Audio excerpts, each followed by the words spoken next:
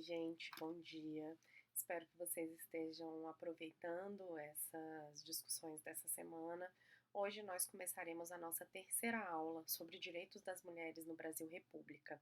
Para a gente entender, como vocês têm visto, para entender a evolução ou as transformações dos direitos das mulheres e dos direitos dos homens, claro, estão sempre relacionados na história brasileira, a gente precisa entender um pouco de como foi a colonização, precisa entender um pouco quais foram os dilemas enfrentados durante o Brasil Império, e aí sim a gente vai poder entender o Brasil República, e depois a gente vai falar na próxima aula também sobre o Brasil República, mas um Brasil pós-Constituição de 88. O que permanece? Como é que vocês têm visto que a gente tem permanências nos direitos das mulheres ou na perspectiva sobre mulheres que estava sendo construída ao longo da nossa colônia e ao longo do nosso império? E algumas coisas também permanecem ao longo do Brasil República. O que isso quer dizer? Primeiro, nós tínhamos uma ideia nas ordenações filipinas de uma mulher que era fraca, de fraco entendimento, ou seja, uma mulher que era cognitivamente menor ou menos importante, tinha uma capacidade cognitiva e uma legitimidade para fala em público, para a vida pública, que era menor do que a dos homens. As ordenações filipinas, embora tenham sido aposentadas na esfera penal durante o Brasil Império, em 1830, com o Código Criminal do Império, ele não foi aposentado na esfera civil, ou seja, naquilo que regulava as relações comerciais e as relações familiares no sentido do casamento. Ela só foi abandonada, as ordenações filipinas só foram abandonadas no Brasil República com o Código Civil de 1916. Ainda assim, algumas coisas permaneceram como parte do ordenamento jurídico, porque também já eram relacionados, já estavam imbrincados nas nossas relações sociais. O nosso imaginário social já tinha algumas dessas questões como base, como fundamento. Uma delas é, como vocês podem ver aqui no nosso slide ao lado, é que o Código Civil de 1916, ao retirar as ordenações filipinas como um ordenamento jurídico, como um código jurídico, ainda assim estabelece os homens como chefes da sociedade conjugal. Então, se antes a gente tinha a ideia de honra masculina, aqui ela permanece como a ideia de chefia da sociedade conjugal, de chefia da sociedade familiar.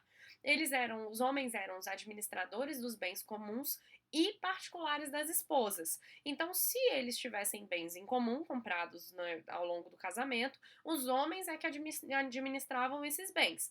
Mas se as mulheres chegavam no casamento com alguns bens particulares, elas também não teriam como administrar esses bens. Quem administraria seriam os homens.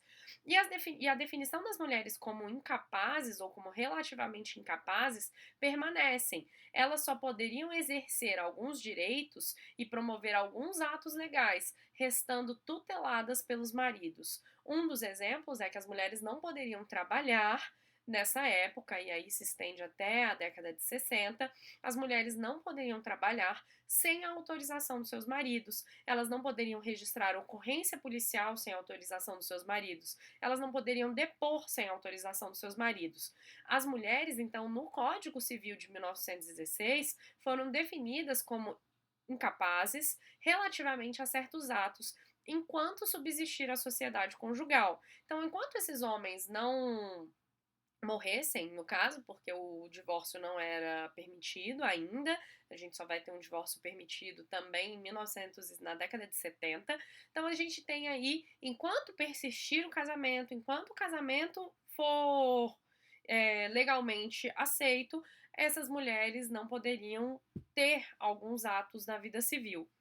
Esse Código Civil ainda fez com que as mulheres fossem preteridas no que diz respeito à guarda da prole em caso da dissolução do casamento ou morte do marido. Ou seja, se elas se separassem por algum motivo, se desquitassem, aí não se divorciassem, e que caso os maridos morressem, elas não seriam as preferidas, as prediletas no que diz respeito à guarda das crianças e dos adolescentes. Então, se alguma coisa acontecesse, por exemplo, esse marido se mudasse e ela ficasse em outro lugar, ou eles tivessem uma grande briga e a dissolução da sociedade conjugal acontecesse por algum motivo, o desquite acontecesse por algum motivo, as mulheres não eram as preferidas, elas eram preteridas, ou seja, elas não poderiam ser as primeiras a exercer a guarda dos filhos. Então, uma ideia mais contemporânea que nós temos de que as mulheres sempre são as preferidas, sempre são as primeiras a ganharem direito à guarda dos filhos, isso também foi historicamente construído. No Código Civil de 1916, não era assim que acontecia. E então a predileção era para que os homens fossem os responsáveis pela guarda dos seus filhos. Elas não podiam trabalhar sem autorização do cônjuge, como eu falei, e houve uma pressão também da centralidade no casamento para a família nuclear. Então elas eram distantes e esse casamento era distante da realidade da classe trabalhadora. As pessoas da classe trabalhadora muitas vezes não tinham vontade ou não tinham dinheiro e nem possibilidade de se casar, inclusive porque as mulheres precisavam se manter trabalhando, elas eram classe trabalhadora, e, e aí as uniões eram uniões estáveis, uniões informais. Então, o pregar o casamento, que estava ali instituído no Código Civil de 1916, que era o casamento como primordial, era muito distante da realidade de algumas categorias populacionais, como é o caso da classe trabalhadora. Muitas mulheres não casadas, por causa dessa predileção do casamento formal, elas não conseguiam ter acesso à pensão por morte, por exemplo, ou outros benefícios já instituídos, benefícios sociais instituídos na época, caso seus maridos morressem. Então, só o casamento era capaz de dar esse direito às mulheres. Então, isso também só vai mudar agora, faz pouco tempo, sobre a equiparação, quando a gente tem a equiparação dos direitos de uma união estável com o casamento.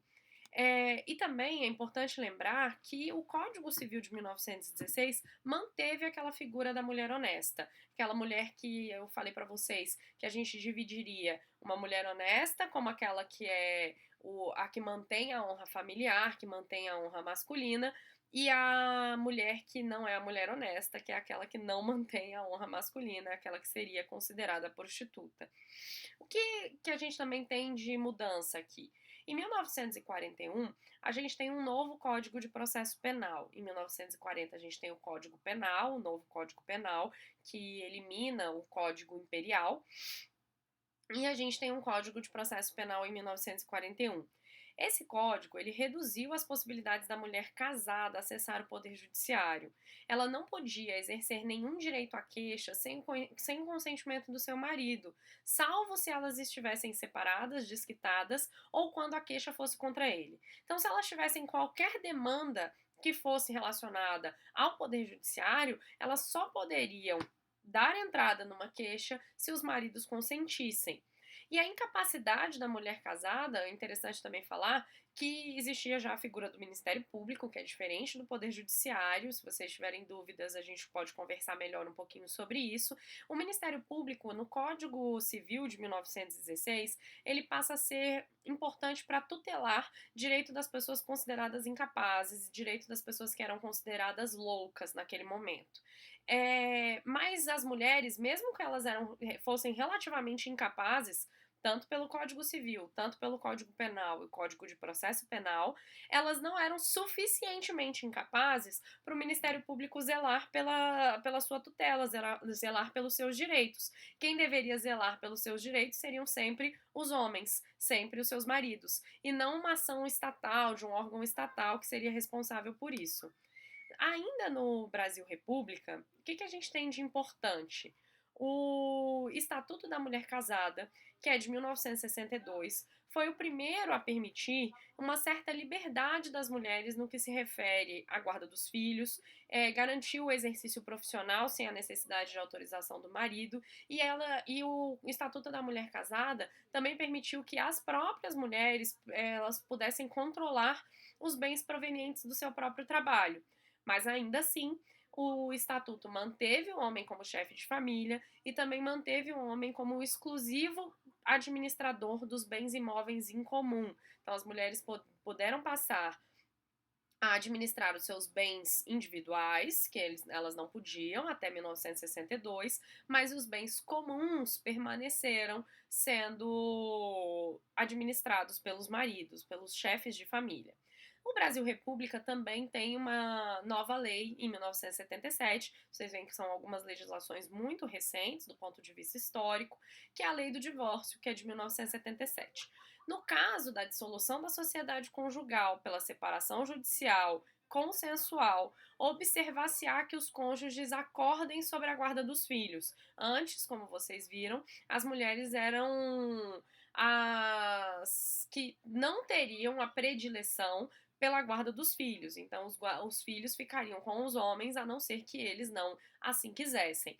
Na lei do divórcio, os homens e mulheres, a sociedade conjugal, poderiam fazer um acordo sobre quem seriam as melhores pessoas para poder ficar com a guarda dos filhos. A não ser que houvesse uma separação judicial que fosse fundada numa infidelidade. Então, isso é interessante porque, se as mulheres fossem consideradas infiéis, ou seja, as culpadas pela separação, a guarda seria para os homens. Se os homens fossem culpados por essa separação, ou seja, considerados culpados pela causa da separação e do divórcio, a guarda seria para as mulheres. Mas já houve a possibilidade aí, então, de a gente ter uma negociação sobre a guarda, uma negociação mais igualitária sobre os direitos e deveres das mulheres e dos homens na sociedade da República Brasileira. Mas vocês viram que muitas coisas se mantiveram, desde o Brasil colônia, como a possibilidade dos homens serem chefes de família, ou seja, a instituição do patriarcado no Brasil se dá desde o Brasil colônia, passa para o Brasil Império, passa pelo Brasil República, e nós só teremos a igualdade entre homens e mulheres no Brasil da República Contemporânea, do Brasil Democrático, de 1988, que a gente vai falar na próxima aula. Muito obrigada, espero que vocês tenham gostado. Tchau!